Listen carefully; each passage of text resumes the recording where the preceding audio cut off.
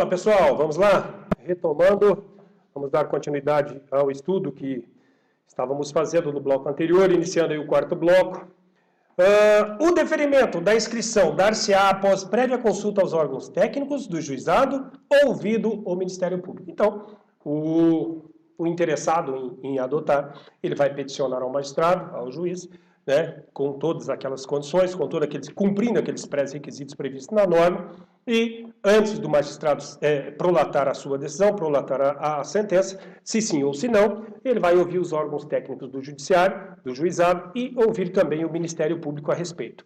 Não será deferida a inscrição se o interessado não satisfazer os requisitos legais ou verificada qualquer das hipóteses previstas no artigo 19, no artigo 29. Se você quiser, volta lá, dê uma olhadinha no artigo 29, mas ele vai tratar da incompatibilidade do meio familiar inadequado, ou seja, aquela pessoa que não tem condição de adotar.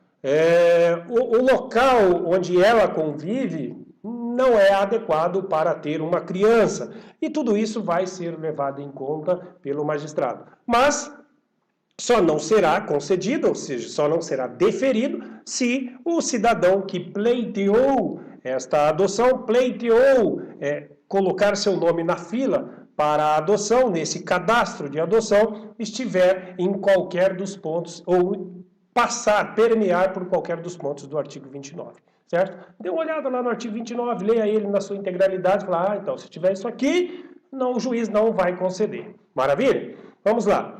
O 197E diz o seguinte, deferida a habilitação, o postulante será inscrito nos cadastros referidos do artigo 50 desta lei, sendo a sua convocação para adoção feita de acordo com a ordem cronológica de habilitação e conforme a disponibilidade de crianças ou adolescentes adotáveis.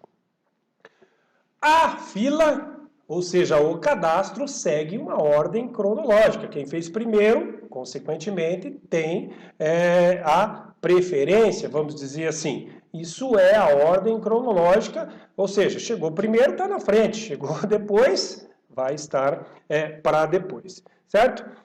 Os parágrafos 3º, 4º e 5º do artigo 50, eu coloquei aqui como mera leitura. Por quê? Entendi que não teria muitas informações para que nós pudéssemos contextualizar. Mas, pausa no vídeo, termina de ler o artigo, fecha o contexto. Maravilha? As pessoas ou casais residentes fora do país, interessados em adotar, participam da mesma lista dos interessados residentes no Brasil? Sim ou não? Lembram que eu falei no bloco passado que se houver qualquer questão permeando este artigo, vai tentar confundir vocês, nós, no que diz respeito aos nacionais, ou seja, aqueles interessados que residem no Brasil, e os estrangeiros, aqueles que residem fora, pode ser brasileiro, mas que residem fora do país. Ora, a lista não é a mesma. A lista não é a mesma. Então, os estrangeiros não participam da mesma lista do Brasil, da mesma fila. Por quê? Porque nós vamos ver que a adoção por estrangeiro é excepcionalidade da excepcionalidade. A adoção já é de caráter excepcional. Nós já sabemos desde os artigos iniciais do Código. A regra é que a criança esteja com os seus pais naturais, com os seus genitores naturais. A adoção já é uma excepcionalidade da regra. A adoção por estrangeiro é excepcionalidade da excepcionalidade. Certo? Então, por isso que eles não cumprem, ou não seguem o mesmo cadastro dos nacionais. Certo? Diz o parágrafo 6º, haverá cadastros distintos para pessoas ou casais residentes fora do país, que somente serão consultados na inexistência de postulantes nacionais habilitados nos cadastros mencionados, no parágrafo 5º deste artigo. Eu até coloquei aqui entre parênteses, de modo que eu não esquecesse de falar para vocês, que a regra, a preferência é que a adoção seja feita por os nacionais. ou pelos nacionais. A ideia geral é que o filho, né, os pais são responsáveis pelos seus filhos, que eles sejam criados, orientados pelos seus pais. E, de forma excepcional, é a adoção. Já é excepcionalidade. E a adoção por estrangeiro é a excepcionalidade da excepcionalidade. Certo?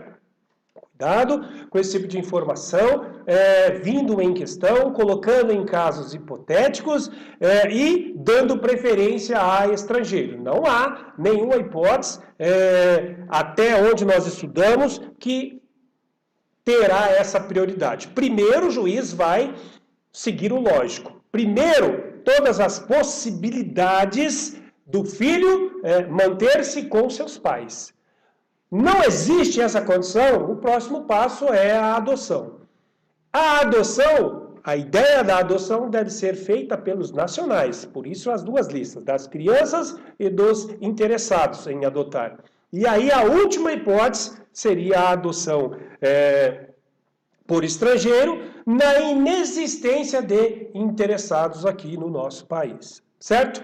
Do mesmo modo, parágrafos. Então, senhores, até para que seja bem esclarecido, quando eu coloco ali 2 parágrafos, tá? 2 parágrafos significa parágrafos, 7º, 8º, 9º, 10º, 11º, 12º, 11, 12, mera leitura. Complemente a leitura, só para não ficar nada no ar aí. É possível a adoção por alguém que não esteja cadastrado na lista de interessados previamente? De pronto, mas seja verdadeiro. De pronto você respondeu ou não? Sim ou não? Ô, Davi, dentro de tudo que você vem falando, né, que a adoção é a última ratio, de que ela é excepcional, de que a criança, após adotada, perde todo o vínculo com a sua família natural. Desde o início você está dizendo desses 2 cadastros, que existe o cadastro da criança, do adolescente que está para ser adotado, que existe o cadastro dos interessados, que existe uma terceira fila aí, que é o dos estrangeiros, aqueles que têm interesse, estrangeiros ou pessoas que residem fora do Brasil, que têm interesse em adotar crianças brasileiras, e agora você vem perguntando se é possível furar essa fila? Eu tenho certeza e convicção que 90% de vocês falaram não é possível, de pronto. Agora, se eu falar assim, Brasil é Brasil, pessoal, o que vocês vão dizer para mim? Davi, aí, né?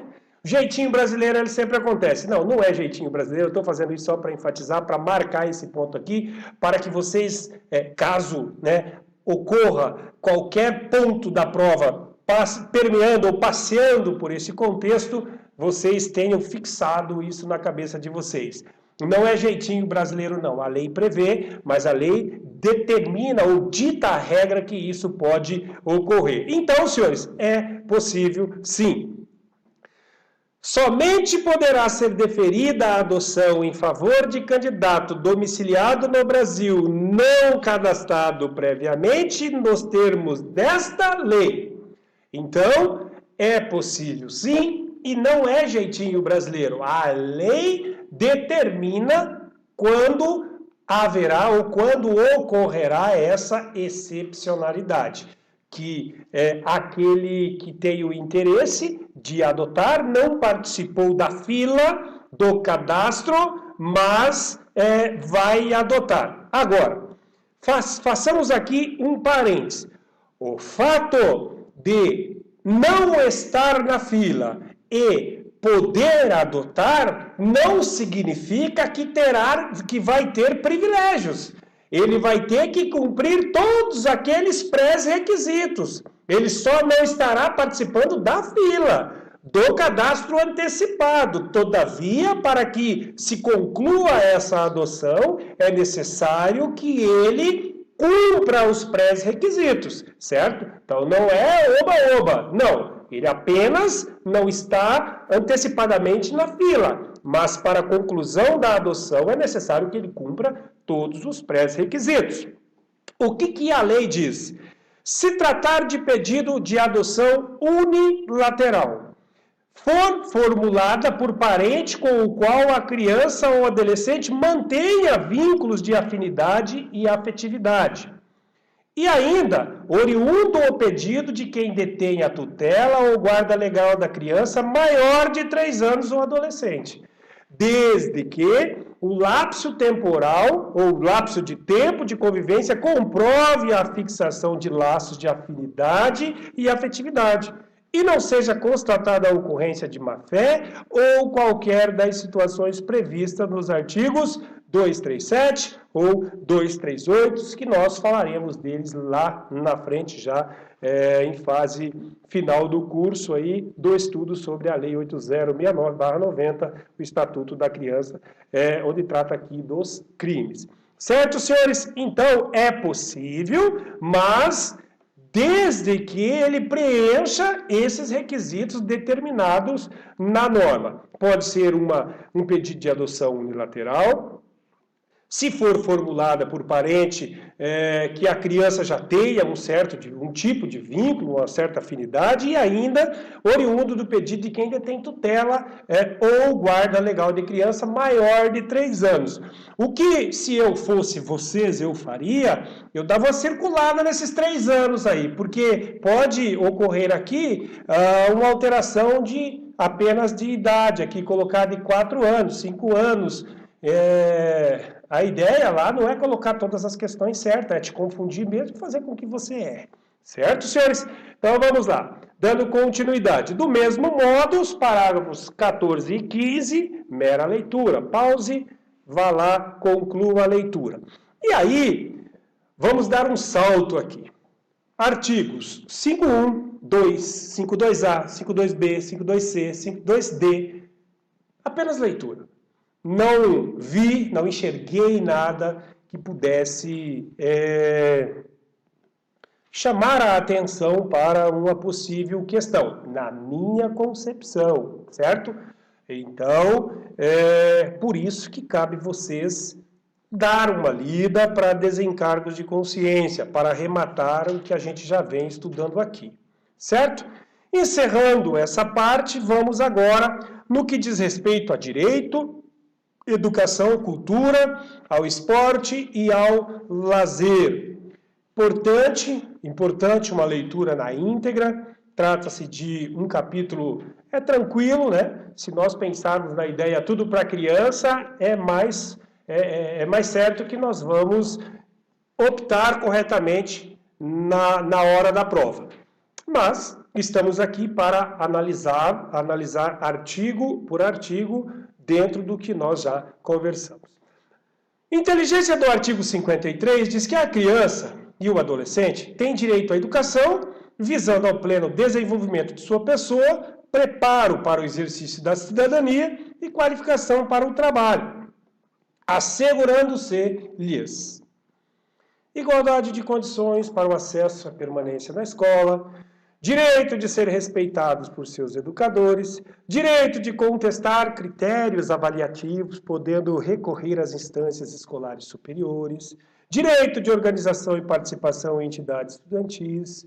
Reforço, cuidado com esses artigos que têm vários incisos, que são questões prontas, perguntas prontas, examinador não terá problema com recurso, certo? Basta colocar essa sequência aqui, ó, quer ver? Eu vou sugerir aqui, imaginamos lá. Vamos pegar aqui que fosse uma questão, certo? Eu poderia colocar lá a pergunta da seguinte forma. Toda criança e adolescente tem direito à educação visando o pleno desenvolvimento de sua pessoa, preparo para o exercício da cidadania e qualificação para o trabalho, assegurando-se-lhes. A linha A. Desigualdade de condições para o acesso à permanência na escola. B. Direito de ser, ou melhor, 2, né? Direito de ser respeitado por seus educadores. Direito de contestar critérios avaliativos, podendo recorrer a instâncias escolares superiores. Direito de não se organizar e participar de entidades estudantis. Aí vem as perguntas. Somente a 1, 2 e 4 estão certas? Somente a 2, 3 e 4 estão certas? Todas estão certas? Todas estão erradas? Somente a 2 e 3 estão certas? É exatamente assim que a federal pergunta, pessoal. Ou seja, dentro do que nós simulamos, somente a 2 e 3 estaria correta. Certo? Que eu coloquei lá desigualdade e direito de não se organizar. É exatamente assim que eles vão perguntar. Vai ter muitas questões dessa forma. E se você não deu uma papiradinha aí, então vale a pena ler. E o parágrafo único, ou melhor, o inciso 5, acesso à escola pública e gratuita, próxima de sua residência, garantindo-se vagas no mesmo estabelecimento a irmãos que frequentem a mesma etapa ou ciclo de ensino da educação básica. Isso aqui, a gente sabe que na prática existem outros fatores que influenciam, mas a regra é que se existem irmãos nas mesmas condições, eles devem estar no mesmo estabelecimento. O parágrafo único diz que é direito dos pais ou responsáveis ter ciência do processo pedagógico, bem como participar da definição das propostas educacionais. Senhores, aqui eu quero fazer um comentário sobre um caso, né, que eu trabalhei, que eu atuei. A mãe, no caso lá era a mãe, ela queria, por qualquer custo, tirar a filha do pai. E aí o pai falou, poxa vida, mas eu quero participar da vida da minha filha na escola. Mas a mãe foi na escola e pintou aquele desenho maravilhoso do pai, né? Ou seja, pintou o diabo. Que o pai era o pior ser humano do mundo para a diretora e todo mundo se doeu. Todo mundo se doeu.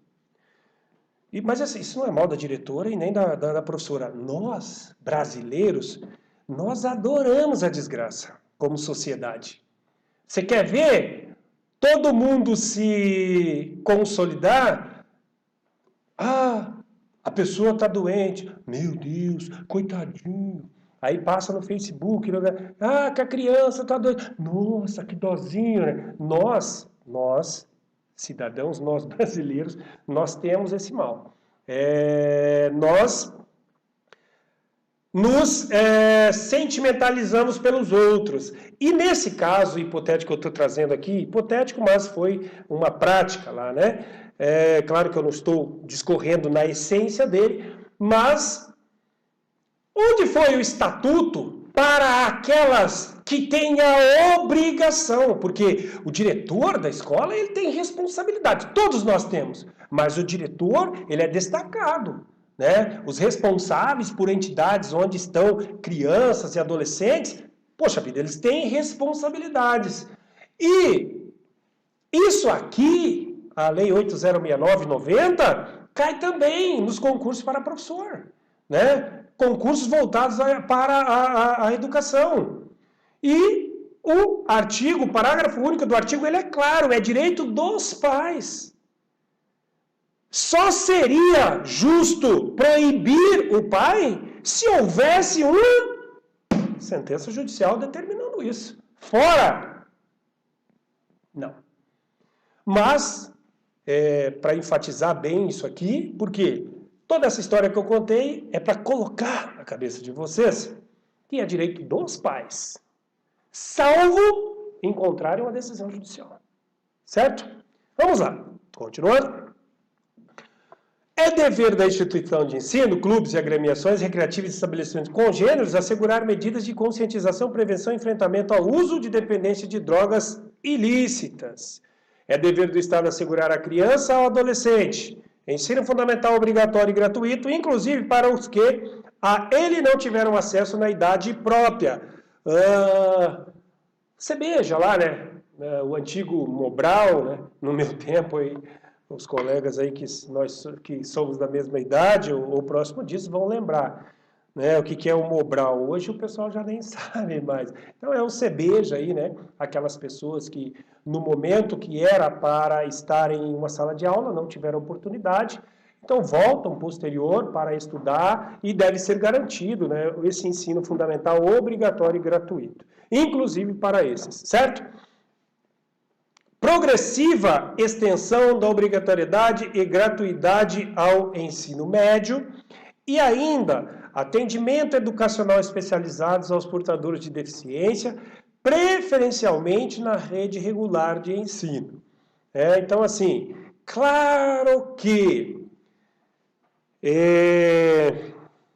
fugiu a palavra, minha irmã é professora aí há quase 30 anos, mas é preferencial que esta criança esteja no grupo regular de ensino, né, no meio da normalidade, mas deve ser analisada, né, atendimento educacional especializado aos portadores de deficiência, deve ser analisada especificamente, né, qual é a deficiência dessa criança, né? Então não é todo e qualquer criança que vai vir para o ensino regular. Então, tem que analisar o caso concreto para saber se a criança tem condição de fazer parte do ensino regular. Certo?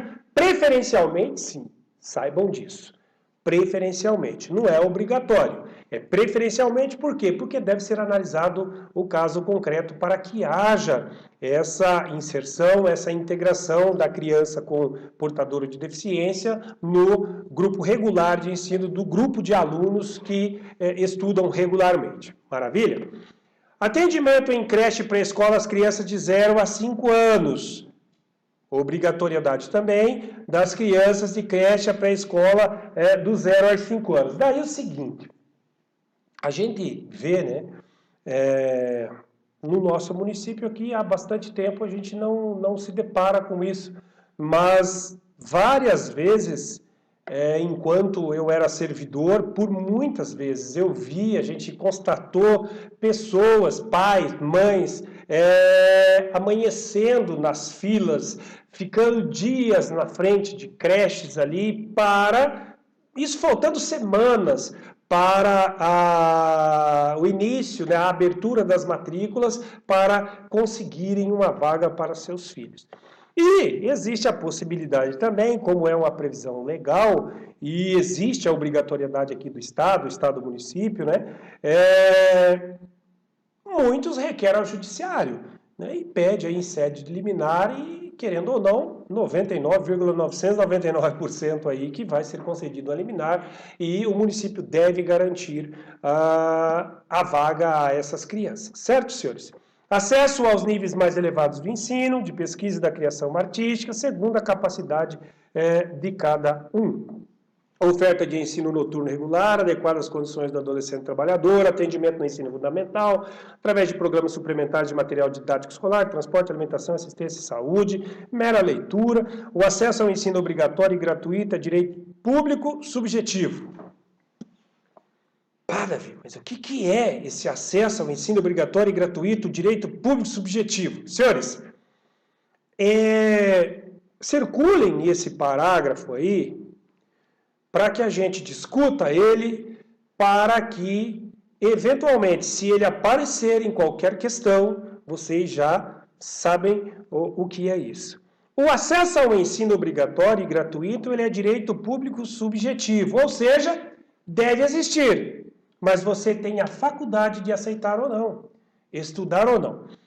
Defende muitos do ramo do direito, do meio jurídico, de que eu tinha um professor que sustentava bastante isso, e é bem interessante o raciocínio, que indiferente da minha filha, do meu filho estar num colégio particular, indiferente, a vaga dele no colégio público deve existir. Porque é um direito subjetivo. Mas eu tenho a faculdade de aceitar ou não. Agora, se eu não estou lá, não significa que eu perdi. A qualquer momento, eu devo voltar. E tá um exemplo claro aí dessa pandemia que a gente está vivendo, né? Que o mundo, na verdade, está vivendo. Muitos pais tiraram os seus filhos dos colégios particulares, migraram aí para os colégios públicos. E não tem como o Estado falar, não tem vaga para você. Você estudou a vida inteira no colégio particular, como que agora? O Estado não pode fazer isso, certo? Tem obrigação. Então, senhores, justamente circule, coloque umas gaivotas aí, porque trata-se não é, vamos dizer assim, ele não está diretamente ligado melhor dizendo, ele está diretamente ligado ao direito, aí se fala direito público subjetivo, são palavras que não é o dia a dia de todos, eu sei disso, então vamos circular para que a gente não caia em pegadinha maliciosa de examinador de prova aí. Então o direito público ele é uma faculdade, o acesso é obrigatório e gratuito, o direito público é subjetivo. Deve existir e eu aceito se eu quiser. Agora, se meu filho está no colégio particular e eu trouxe ele para o público, a vaga dele tem que estar lá. Certo? Vamos lá, continuando. O não oferecimento do ensino obrigatório pelo poder público ou sua oferta irregular importa a responsabilidade da autoridade competente. Óbvio, nós vamos ter lá na frente os crimes e também as infrações administrativas e quais são as sanções que pode sofrer. O responsável aqui, no caso, o prefeito, o governador, seja ele quem for, ele vai sofrer as consequências aí que as leis prevêem. Compete ao poder público recensear os educandos no ensino fundamental, fazer-lhes a chamada e zelar junto aos pais o responsável a frequência à escola. O que é esse recensear? Eu tenho que cuidar, eu tenho que contar, eu tenho que saber que ele está ali. Por isso que é feita a chamada, se a criança não está indo bem, se a criança está chegando atrasado. Quem tem que passar essa informação aos pais? Quem tem que passar essas informações são os responsáveis pela escola, pelo local de ensino onde essa criança está. Né? Compete ao poder público recensear os educandos no ensino fundamental, fazer-lhe as chamadas e zelar junto aos pais o responsável pela frequência à escola. Correto? E ainda, os pais ou responsáveis têm a obrigação de matricular seus filhos ou pupilos na rede regular de ensino. Compete, né? Nós já vimos isso, a educação, né? Toda a segurança ao menor, à criança, compete aos pais ou responsável. Os dirigentes do estabelecimento de ensino fundamental comunicarão ao Conselho Tutelar os casos de... Senhores, Polícia Militar do Paraná, tópico específico sobre o Conselho Tutelar, então prestem atenção aí que podemos ter perguntas nesse meio. É complicado, né? Por ser um número baixo de questão, mas ter bastante conteúdo. E o examinador faz isso justamente para que ele consiga, né? Ele possa trabalhar com a norma. Então, eu posso tirar daqui, colocar uma parte lá e movimentar as informações dentro da pergunta, de modo que eu possa verificar se realmente o candidato está sabendo o conteúdo que ele está respondendo ali. No caso de maus tratos envolvendo seus alunos, ou seja, criança começou a chegar na escola tudo roxa. Criança começa a se isolar do grupo, porque é difícil criança que se isola. Né? Criança, normalmente, ela agrega. Se você vê a criança que se isola, algo tem de errado.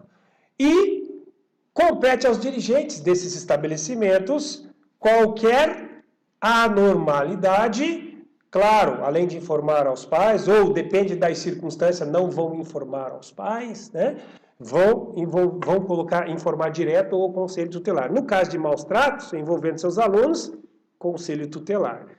Reiteração de faltas injustificada e de evasão escolar, esgotar os recursos escolares. Pessoal, por que é ao Conselho Tutelar? Porque a escola cabe o que acontece dentro da escola. Né? Então, o Conselho Tutelar, ele vai verificar, ele vai ir na casa dessa criança, ele vai conversar com os pais ou o responsável, ele vai analisar se é necessário alguma intervenção, se for algo grave que foi realmente detectado ali, vai iniciar os procedimentos através do Ministério Público, o Ministério Público vai levar isso ao juiz e assim sucessivamente. Elevados níveis de repetência, né, então vai analisar e vai informar ao Conselho Tutelar. Vamos encerrar esse bloco e retornamos daqui a pouco.